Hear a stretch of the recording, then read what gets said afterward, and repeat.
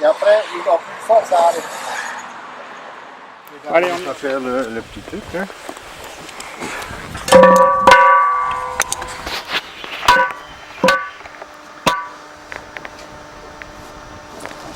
Là, on peut l'expliquer. Pour commencer, on fait d'abord une tourelle en bois sec au milieu qu'on va allumer pour avoir un début de braise.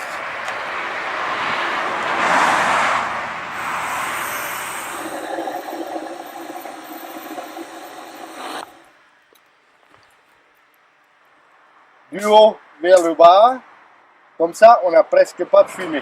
Une fois que le tas est consumé, qu'il y aura des braises, on va commencer par ajouter les morceaux de bois qu'on aura choisi, soit du BRF, soit du bois sec, même du bois mouillé, même des épis de maïs qui vont aussi nous faire un beau petit charbon de bois. Par le haut, pour qu'il n'y ait pas excessivement de fumée, ce qu'on peut voir, il faut, pour faire du biochar, utiliser du bois tendre, non traité, puisqu'il y a quand même toujours des résidus qui vont rester dans le charbon bois. Chez nous, l'avantage, c'est que par la suite, nous allons noyer le biochar, une fois que la cuve est pleine, par le dessous, ce qui va faire que la vapeur d'eau va agrandir les alvéoles et en même temps laver, épurer le charbon de bois. Et comme nous voyons ici, nous avons déjà des petits morceaux de charbon de bois. Ça veut dire que le bois, si on l'allume par le haut, il n'y a que la face extérieure du bois qui brûle.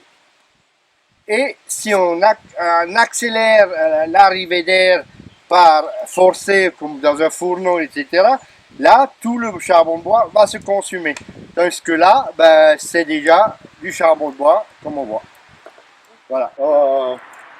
Faire du biochar avec tout ce qui contient du carbone.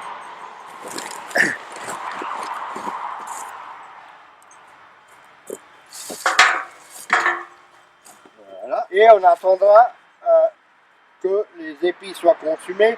Et dès qu'il y a une formation de cendre à la surface, on rajoute nouveau du matériel.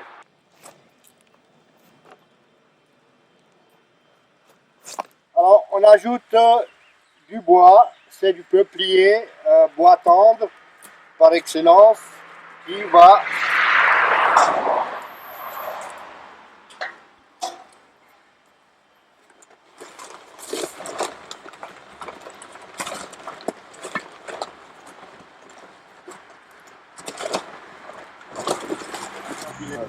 un peu forcer, ça fait du bien, mais voilà. À se couvrir de cendre, ça veut dire c'est le point où on devra rajouter du bois ou autre chose.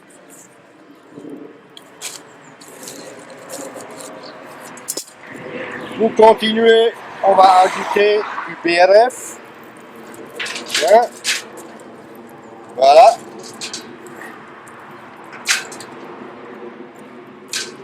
Qui est du bois, du bambou, du bois tendre, du saule, etc.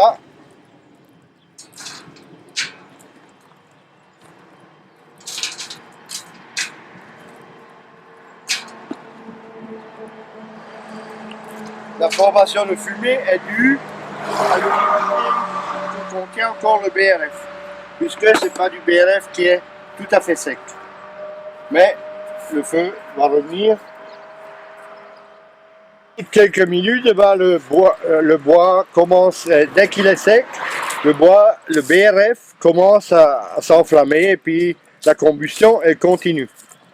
La grandeur d'un petit maïs carbonisé et d'un maïs grandeur nature. Voilà, au-dessus du bois qu'on avait mis, et cette fois je rajoute de nouveau mon bois pour continuer la carbonisation.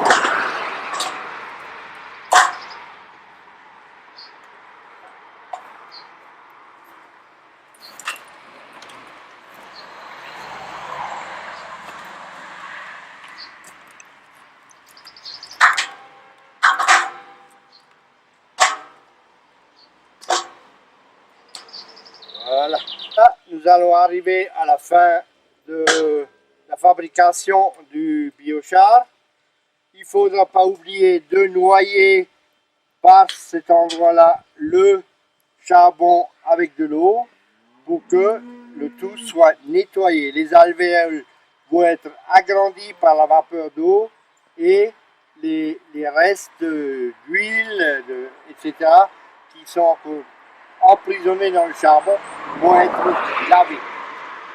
Ce qui va en ressortir, c'est ce charbon de bois épuré, prêt à être moulu et à être dispatché dans le jardin. Voilà le morceau de charbon de bois qu'on peut écraser à la main, les branchettes, le maïs que nous avions mis,